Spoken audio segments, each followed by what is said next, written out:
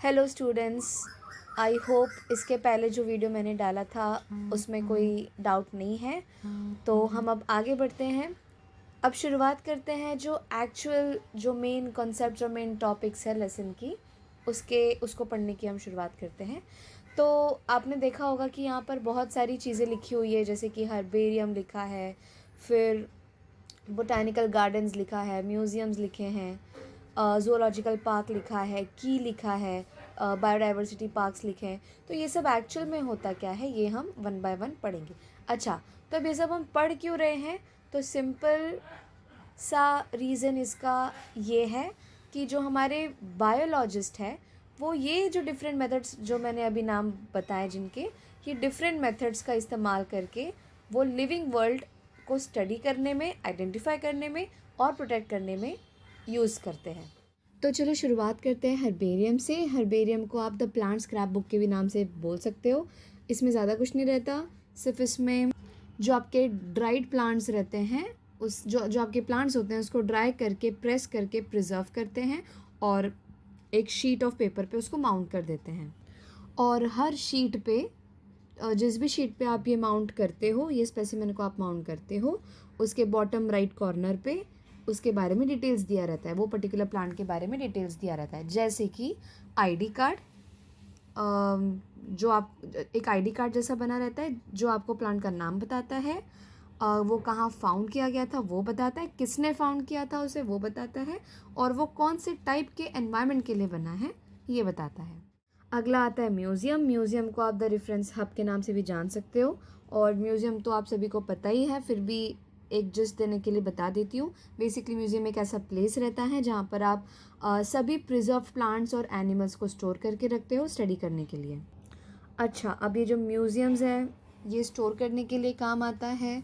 तो जाहिर सी बात है, इसको स्टोर, अलग अलग ऑर्गेनिज्म को स्टोर करने का तरीका भी अलग अलग होगा। तो एक तरीका होता है जार में बंद करके रखना। तो जितने भी छोटे छोटे स्पेसिमेंस होते हैं उनको ये लोग जार में रखते हैं, पर जार में ऐसे नहीं रख देते, तो एक लिक्विड मीडियम के अंदर, जैसे कि फॉर्मेलिन के अंदर उसको रखा जाता है, सो दैट वो जो स्पेसिमेन है वो रॉट ना हो, वो सड़े ना। अगला आता है टाइप टैक्सीडर्मी का, जो again is a type of storing method, one of the storing method. तो टैक्सीडर्मी में बेसिकली जितने भी लार्ज एनिमल्स होते हैं, जैसे कि मैमल्स और लार्ज बर्ड्स जो होते हैं, उनको एक ऐसे तरीके से रखा जाता है कि वो लाइव अपीयर हो, एकदम 3D, समझा। देन उसके बाद अदर्स में आपको देखने के लिए मिलेगा कि स्केलेटन्स रहेंगे, शेल्स रहेंगे, इंसेक्ट बॉक्सेस रहेंगे, जिसमें तमाम चीज़ें वो लोग स्टोर करके रखते हैं। अगला आता है botanical gardens. I am very sure यहाँ पर भी आप गए रहोगे। बेसिकली ये एक लिविंग लाइब्रेरी है जहाँ पर ऑल ओवर द वर्ल्ड से जितने भी प्लांट्स होते हैं वो यहाँ पर स्टोर किए जाते हैं। पर्पज़ इसका ऐसा रहता है कि यहाँ पर जितने भी प्लांट्स होते हैं उनको साइंटिफिक तरीके से रियल लाइफ कंडीशन में, रियल लाइफ एनवायरनमेंट में उनको ग्रो किया जाता है। रियल लाइफ कंडीशन या एनवायरनमेंट को आप इन वीवो भी कह सकते हो। और हर प्लांट के नीचे उसका लेबल दिया रहता है, जिसमें उनका साइंटिफिक और कॉमन नेम दोनों मेंशन किया रहता है, सो दैट पीपल उसको ईजिली आइडेंटिफाई कर पाए। अगला आता है ज़ूलॉजिकल पार्क। कॉमन भाषा में बोलो, लेमन टर्म में बोलो तो ज़ू जिसको आप बोलते हो। ज़ू में हमको मालूम है जो एनिमल्स होते हैं उनको कन्फाइन करके, कैद करके रखा जाता है। इसका पर्पस एक तरीके से उनको प्रोटेक्ट करना भी हो सकता है, और दूसरा उनके उनको स्टडी करने के लिए भी ये पर्टिकुलर जो चीज़ है वो यूज़ किया जा सकता है। ये वन ऑफ द मेथड हो सकता है। बेसिकली यहाँ पर they try to mimic the natural homes, और उनका बिहेवियर कैसा है किसी पर्टिकुलर एटमॉस्फेयर में, वो खाते कैसे हैं, रहते कैसे हैं, काफ़ी तमाम चीज़ें स्टडी करने के लिए भी वो लोग इस पर्टिकुलर मेथड को इस्तेमाल करते हैं। अब आता है बुक्स एंड डेटा टूल्स। तो बेसिकली जो बायोलॉजिस्ट होते हैं वो specific types of manuals use करते हैं to keep the track of the biodiversity, जिसमें से एक है flora. Flora is nothing but it's a list of all the plants in a specific area और उनके बारे में इंफॉर्मेशन। अलग है मोनोग्राफ। मोनोग्राफ बेसिकली एक डिटेल्ड बुक होता है जिसमें एक स्पेसिफिक ग्रुप ऑफ ऑर्गेनिजम्स के बारे में इन डिटेल दिया रहता है। तीसरा एक आता है मैनुअल। मैनुअल में बेसिकली वो एक गाइड जैसा रहता है जिसको आप किसी एक पर्टिकुलर स्पीशीज़ को फाइंड करने में इन दैट पर्टिकुलर एरिया मदद करता है। अगला आता है बायोडाइवर्सिटी पार्क्स। तो ये बहुत ही अच्छा इनिशिएटिव है ऐसा आप कह सकते हो, क्योंकि यहाँ पर जितने भी रूइंड और डेड लैंड्स होते हैं उनको सेल्फ सस्टेनिंग फॉरेस्ट और इकोसिस्टम बना करके यूज़ किया जाता है। जैसे एक बहुत फेमस एग्जांपल आपके टेक्स्ट बुक में भी दिया हुआ है, Uttamrao Patil park, late Uttamrao Patil park जो महाबलेश्वर में है, वो एक बहुत फेमस मॉडल है for saving the nature within the urban areas. Now last but not the least very important topic, the key. इसको आप डिटेक्टिव टूल के नाम से भी बोल सकते हो। तो ये एक्चुअल में है क्या? तो ये basically step by step guide है जो अननोन प्लांट और एनिमल को आइडेंटिफाई करने के लिए यूज़ किया जाता है। और ये काम कैसे करता है? तो बेसिकली ये इट यूजेस कंट्रास्टिंग चॉइसेस का फिनोमेना ये यूज़ करके ये आइडेंटिफाई करता है। जैसे कि फॉर एग्जांपल अगर मुझे कोई ऑर्गेनिज्म फाइंड करना है तो मैं क्वेश्चन पूछूंगी, कॉन्ट्रास्टिंग क्वेश्चन पूछूंगी, अपोजिट क्वेश्चन पूछूंगी। Example, does it have feathers और फर? तो इसमें से if you are picking one, आप एक को ऑटोमेटिकली रिजेक्ट करते हो, राइट? तो एक को सिलेक्ट करना और एक को रिजेक्ट करना, ये itself it is acting as a key. तो you see each statement in the key is called as lead. तो आप ऐसे बोल सकते हो कि इफ़ आई एम डिनाइंग और आई एम एक्सेप्टिंग एनीथिंग, तो it is itself acting as a key और इसी की को बोलते हैं lead. So this is how the key और द डिटेक्टिव टूल वर्क्स। अच्छा, तो अभी हम इतनी सारी चीज़ें हमने पढ़ ली, इतने सारे टॉपिक्स हमने पढ़ लिए, हमने हर्बेरिया देख लिया, बोटानिकल गार्डन्स देख लिए, जू देख लिया, म्यूज़ियम देख लिया, सब कुछ देख लिया। पर ये सब हमको पढ़ने की ज़रूरत क्या है? तो अगर आप अपने टेक्स्ट बुक पे देखोगे तो एक टॉपिक दिया गया है वहाँ पर, कंजर्वेशन ऑफ बायोडाइवर्सिटी। तो मैं ऐसा कह सकती हूँ कि जो कंजर्वेशन ऑफ बायोडाइवर्सिटी है वो करने के लिए ये सारे जो तमाम स्टेप्स हैं उसको हमें फॉलो करना चाहिए, और जो साइंटिस्ट है वो इसको फॉलो कर रहे हैं।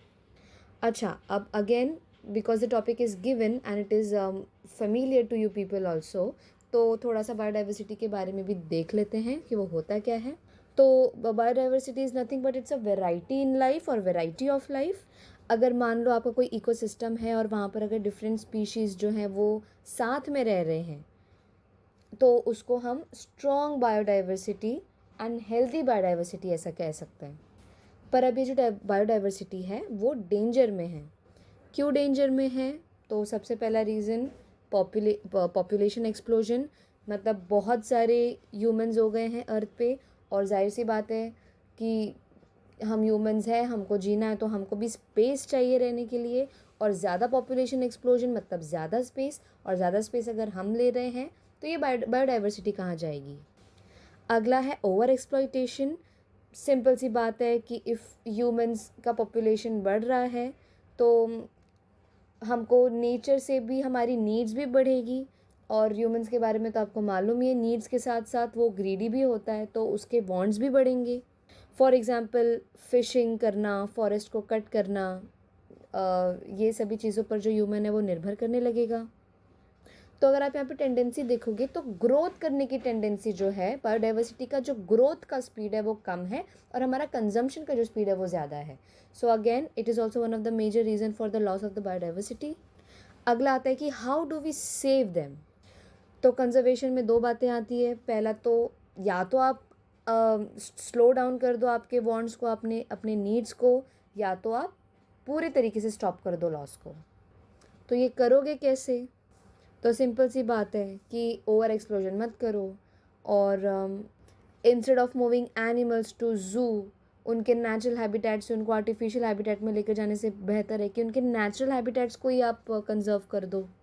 जैसे कि जो भी हमारा नेशनल पार्क है, फॉरेस्ट है, उनको रिजर्व कर दो, तो जो इतना ज़ू, बोटानिकल गार्डन्स, ये सब का तामझाम करना ही नहीं पड़ेगा। पर हमको ये करने की ज़रूरत क्या है? तो सबसे पहली चीज़ें तो एथिकल रीज़न है। ये सृष्टि है, ये सृष्टि अलमाइटी गॉड ने बनाई है, तो ये हमारा मोरल ड्यूटी है कि हमको अर्थ को प्रोटेक्ट करना चाहिए, क्योंकि हम उसमें रहते हैं तो हम उसके ओनर हैं, और अगर हम ओनर हैं उस चीज़ के तो हमको उसे अपनी प्रॉपर्टी जैसा समझ के रखना भी चाहिए। हम अपनी प्रॉपर्टी को संभाल के रखते हैं, राइट? तो अगर हम अर्थ पे रह रहे हैं तो ये हमारी ड्यूटी है कि हम उसे प्रोटेक्ट करके रखें।